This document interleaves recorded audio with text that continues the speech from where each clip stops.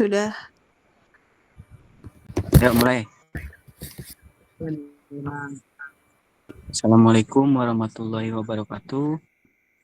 Selamat malam. Presentasi kita dari kelompok 3 akan membahas secara mendalam mengenai 3 kategori aset penting dalam perusahaan. Aset tetap, sumber daya alam, dan aset tak berwujud. Ketiga aset ini adalah tulang punggung operasional jangka panjang sebuah entitas. Pemahaman yang tepat mengenai pengakuan, pengukuran, dan alokasi biayanya sangat krusial dalam laporan keuangan. Izinkan saya memperkenalkan anggota kelompok kami yang akan memandu presentasi ini. Yang pertama ada Nasya Sakila, yang kedua ada Relisa Ayusmika, yang ketiga ada Ihsan Aulia Firdaus, dan yang keempat ada Aisyah Fitri Ayu. Untuk memulai materi, mari kita mulai dengan inti dari bab ini, yaitu aset tetap. Secara definisi, aset tetap adalah aset berwujud yang memenuhi 3 kriteria utama. Yang pertama, digunakan dalam kegiatan operasional perusahaan. Yang kedua, tidak dimaksudkan untuk dijual kembali kepada konsumen.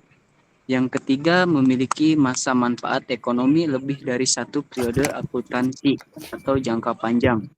Contoh klasik dari aset ini adalah tanah bangunan, mesin produksi, kendaraan, dan peralatan kantor. Poin penting pertama adalah biaya perolehan atau cost of acquisition. Biaya perolehan bukan hanya harga beli, ini adalah semua pengeluaran yang diperlukan untuk memperoleh aset tersebut dan membuatnya benar-benar siap untuk digunakan. Selanjutnya, bagaimana aset ini diakui dalam pembukuan? Menurut standar akuntansi, aset tetap diakui jika memenuhi 2 syarat mutlak. Yang pertama, ada manfaat ekonomis masa depan, yaitu ada kemungkinan besar aset tersebut akan menghasilkan arus kas atau manfaat ekonomi di masa depan bagi perusahaan.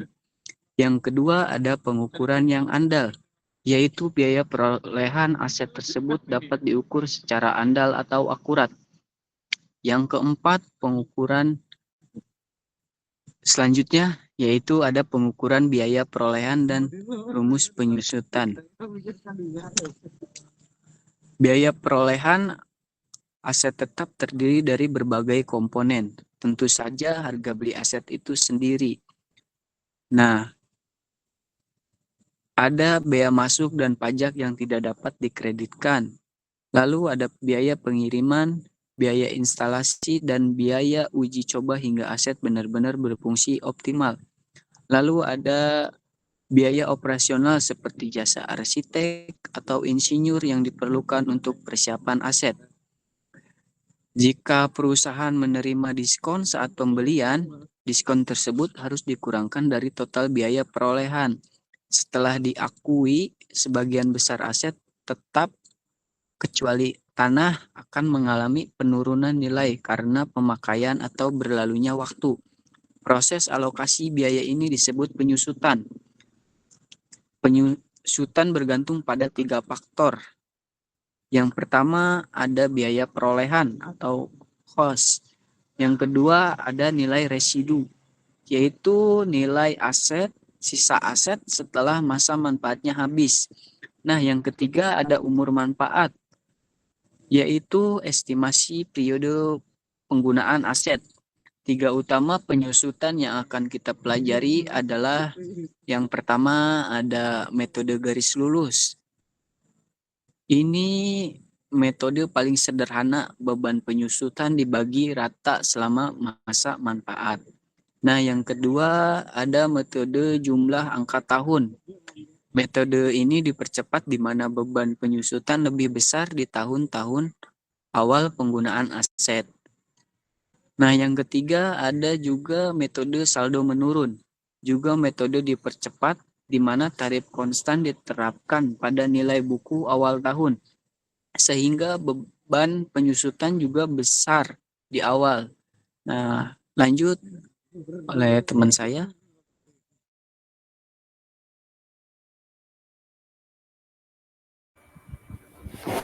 Ya baik, izin melanjutkan. Kemudian ada contoh perhitungan penyusutan. Di sini ada datanya, yaitu yang pertama ada cost. Cost-nya itu adalah 100 juta. Kemudian ada juga nilai residunya itu ada 10 juta. Dan ada juga umur, umurnya itu adalah 5 tahun. Kita menghitung dengan metode garis lurus tadi.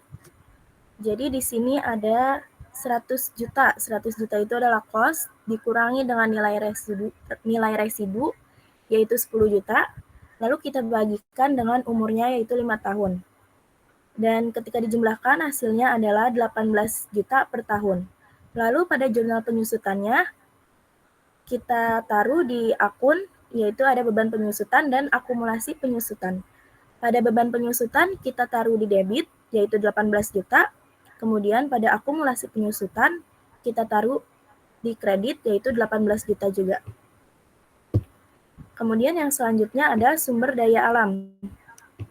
Sumber daya alam ini adalah aset yang berasal dari alam dan habis melalui ekstraksi. Contohnya ada tambang, batu bara, minyak, hutan kayu. Kemudian ada pengukuran atau perolehan tambang. Jadi kos ini terdiri dari harga beli lahan hak tambang, biaya eksplorasi, biaya pengembangan, dan juga restorasi lingkungan atau liability. Di rumus depresi ini ada cara menghitung tarif depresi per unit, yaitu cost dikurangi nilai residu dibagi estimasi unit sumber daya. Ada juga depresi tahun itu cara menghitungnya dari tarif per unit dikali unit yang ditambang. Kita masuk ke contohnya, yaitu contohnya ada data di sini cost-nya adalah 500 juta, estimasi cadangannya adalah 100.000 ton, kemudian produksi tahun ini adalah 20.000 ton. Kita hitung tarifnya yaitu 500 juta sebagai cost-nya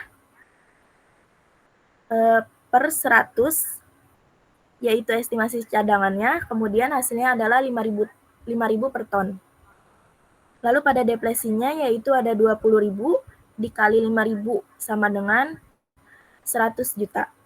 Lalu pada jurnalnya kita tuliskan yaitu pada akun ada persediaan bahan tambang di debit 100 juta, kemudian pada akun akumulasi depresi yaitu di kredit 100 juta juga. Kemudian dilanjutkan oleh Aisyah.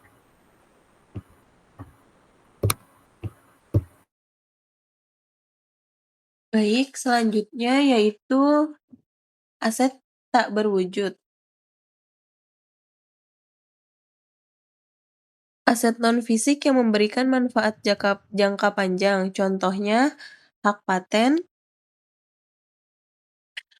merek dagang, lisensi, dan franchise dan goodwill. Yang berikutnya itu pengakuan menurut IFRS. Aset tak berwujud diakui jika 1. Identifiable, bisa dipisahkan atau berasal dari kontak. Yang kedua, memberi manfaat ekonomi masa depan. Yang ketiga, nilainya dapat diestimasi dengan andal. Selanjutnya, amortisasi. Aset tak berwujud dengan umur terbatas diamortisasi. Aset umur tak terbatas, misal merek terkenal, tidak diamortisasi, tetapi diuji penurunan nilai, impairment. Rumusnya yaitu amortisasi cost dibagi umur manfaat. Contoh perhitungannya yaitu paten dengan nilai 120 juta, umur manfaatnya 10 tahun. Untuk cara menghitungnya 120 juta dibagi 10 tahun. Jadi 12 juta per tahun. Untuk jurnalnya beban amortisasi 12 juta di debit dan akumulasi amortisasi 12 juta di kredit. Yang berikutnya penjelasan IFRS EIS 16, AS 38 dan AS 36. IFRS mengatur AS 16 Property, Plant and equipment, yaitu pengakuan aset tetap, pengukuran awal, cost, pengukuran setelah perolehan, cost model atau revaluation model, penyusutan, dan penghentian pengakuan. Yang selanjutnya EAS 38 intangible asset, yaitu aset tak berwujud, amortisasi, riset versus pengembangan. Riset dibebankan, pengembangan dicatat bila memenuhi syarat. Yang selanjutnya yaitu EAS 36 impairment, uji penurunan nilai aset tetap dan tak berwujud, dan nilai terpulihkan. Nilai wajar dikurangi biaya penjualan atau nilai pakai yang lebih tinggi. Selanjutnya bisa dilanjutkan oleh Nasya.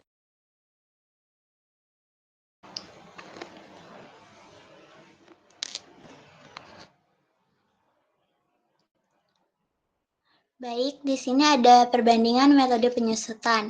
Yang pertama itu ada metode garis lurus. Metode garis lurus itu cirinya tuh bebannya sama tiap tahun. Keunggulannya itu mudah dan stabil, kekurangannya itu tidak mencerminkan penggunaan aktual. Nah, ini tuh cocok untuk peralatan kantor sama bangunan. Yang kedua di sini tuh ada metode saldo menurun atau bisa disebut declining balance. Nah, cirinya itu bebannya besar di awal, keunggulannya mencerminkan manfaat lebih besar di awal, kekurangannya itu kompleks, nilai residunya sulit dipakai. Nah, ini tuh cocok untuk mesin produksinya. Nah, yang selanjutnya ada metode SYD. Cirinya itu beban menurun tiap tahun, keunggulannya mencerminkan pola penggunaan, kekurangannya tidak cocok untuk aset yang stabil. Ini tuh cocok untuk aset yang cepat menua. Nah, selanjutnya itu ada metode unit produksi. Cirinya itu berdasarkan output, keunggulannya paling akurat, kekurangannya itu harus ada data produksi, cocok untuk mesin pabrik kendaraan. Bisa dilanjut, bisa.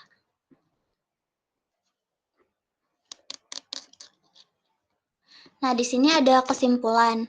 Jadi, aset tetap adalah aset berwujud yang digunakan dalam operasi dan memberi manfaat jangka panjang.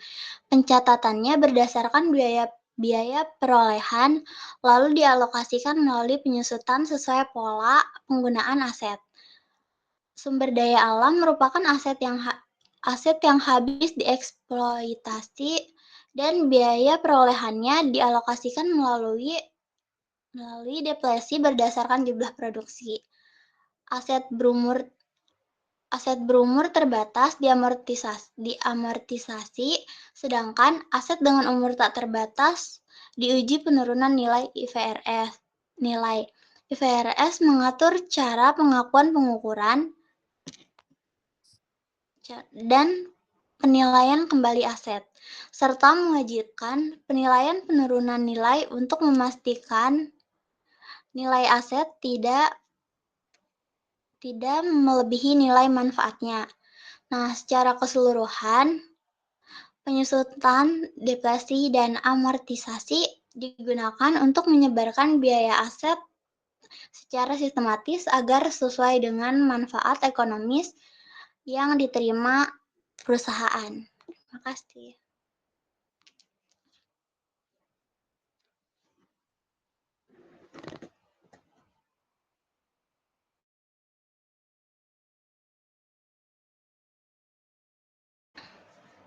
Iksan,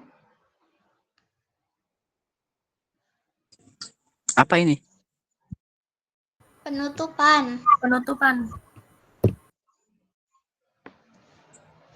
Nah, mungkin cukup sekian presentasi dari kelompok kami.